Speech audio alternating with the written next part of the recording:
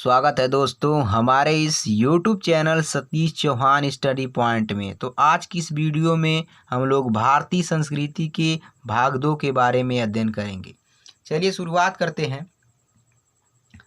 भिन्न भिन्न धर्मों के मानने वाले भी जो सारी दुनिया के सभी देशों में बसे हुए हैं यहाँ भी थोड़ी बहुत संख्या में पाए जाते हैं। लेखक भारतीय संस्कृति की विशेषताओं के बारे में वर्णन करते हुए करा कि जो भारत देश है, इस भारत देश में अलग अलग धर्म को मानने वाले लोग जो पूरे संसार में फैले हुए हैं, उनकी कुछ संख्या भारत देश में भी पाई जाती है। जिस तरह यहाँ की बोलियां की गिनती आसान नहीं, उसी तरह यहाँ भिन्न भिन्न धर्मों के संप्रदायों की गिनती भी आसान नहीं। लेखक बता रहा है कि इस प्रकार इस भारत देश में अनेक प्रकार की बोलियां बोली जाती है, जिनकी गिनती की जाए तो बहुत कम हो सकता है, अर्थात इनकी गिनती गिन नहीं सकते पूरी तरह से। इस प्रकार लेखक कह रहा है कि इनकी बोलियां बहुत हैं जिन्हें हम गिन नहीं सकते, इनकी गिनती करना आसान नहीं है। ठीक उसी प्रकार जो भारत देश है, इस भारत देश में अलग अलग धर्म को मानने वाले लोग हैं और उनकी भी संख्या को गिनना आसान काम नहीं है। इन विभिन्नताओं को देखकर अगर अपरिचित आदमी घबराकर यह कह उठे कि यह एक देश नहीं अनेक देशों का समूह है। लेखक बता रहा है कि जब भारत की इस विभिन्नताओं को देखकर यदि कोई अपरिचित व्यक्ति इसे देखेगा तो वह कह उठेगा कि यह एक देश नहीं बल्कि अनेक देशों का समूह है, यह एक जाति नहीं अनेक जातियों का समूह है, तो इसमें आश्चर्य की कोई बात नहीं। और यदि वह व्यक्ति ऐसा कहे कि भारत एक देश नहीं अनेक देशों का समूह है, यह एक जाति नहीं अनेक जातियों का समूह, तो इसमें कोई आश्चर्य प्रकट करने वाली कोई बात नहीं है। ऐसा क्यों नहीं है, आगे लेखक बता रहा है, क्योंकि ऊपर से देखने वाले को जो गहराई में नहीं जाता विभिन्नता देखने में आएगी। यानी बता रहा है कि यदि किसी वस्तु के बाहरी रूप को देखें और उसके आंतरिक रूप की गहराई को न देखेंगे तो हमें बाहरी रूप से देखने पर विभिन्नताएं देखने को मिलेंगी।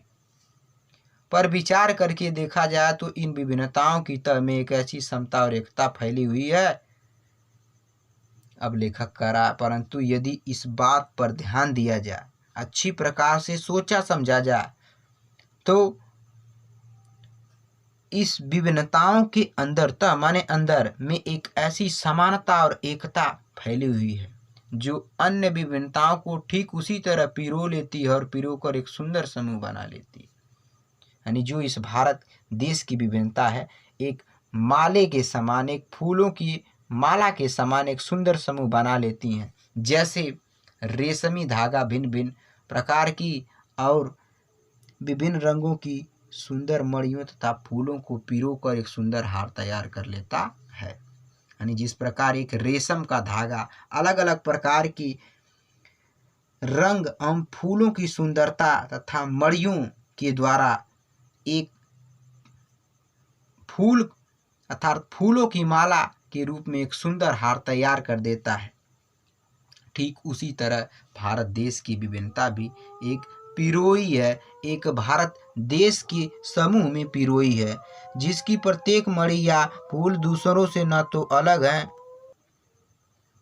जिसकी प्रत्येक मणि या फूल से न तो वह अलग और न हो सकता है। अर्थात बताया जा रहा है, लेखक कह रहे हैं कि फूलों का एक माला में यदि फूल कोई होगा तो उसे अलग नहीं किया जा सकता। यदि अलग किया जाएगा तो फूल के जो फूलों की माला है उसमें परिवर्तन हो सकता है। तो लेखक आगे बता रहा है कि और केवल ये अपनी सुंदरता से लोगों को मोहता नहीं। यानी जो भारत देश है, इसकी ऐसी विविधता, ऐसी अनेक प्रकार की विभिन्नताएं हैं कि जिस प्रकार एक फूलों का हार दूसरों की सुंदरता को अपने आकर्षक रूप से मोह लेता है, ठीक उसी प्रकार भारत की भी विविधताएं हैं, बल्कि दूसरों की सुंदरता से यह स्वयं को सुशोभित करता है। लेखक आगे बता रहा है कि जो हीरे तथा मणियों से युक्त जो फूल होता है, यह फूल अपनी सुंदरता से स्वयं सुशोभित होता है, इसी तरह अपनी सुंदरता से दूसरों को भी सुशोभित करता है। यानी उसका जो सौंदर्य है, जो इसकी प्राकृतिक सुंदरता है, इससे वह दूसरों को भी सुशोभित करता है। यह केवल एक काव्य की भावना नहीं है, बल्कि यह एक ऐतिहासिक सत्य है। लेखक बता रहे हैं कि जो फूल की सुंदरता बता रहा है, ये एक काव्य के भाव नहीं है, काव्य के विचार नहीं है, बल्कि यह एक इतिहास का एक सत्य है, जो हजारों वर्षों से अलग अलग अस्तित्व रखते हुए अनेक जलप्रपातों और प्रवाहों का संगम स्थल बनकर एक प्रकांड और प्रगाढ़ समुद्र के रूप में भारत में व्याप्त है।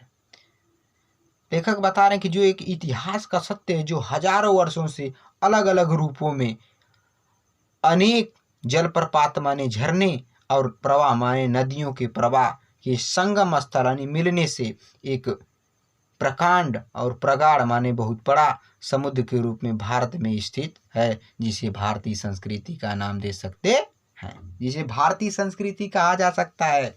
इन अलग अलग नदियों के उद्गम भी भिन्न भिन्न हो सकते हैं।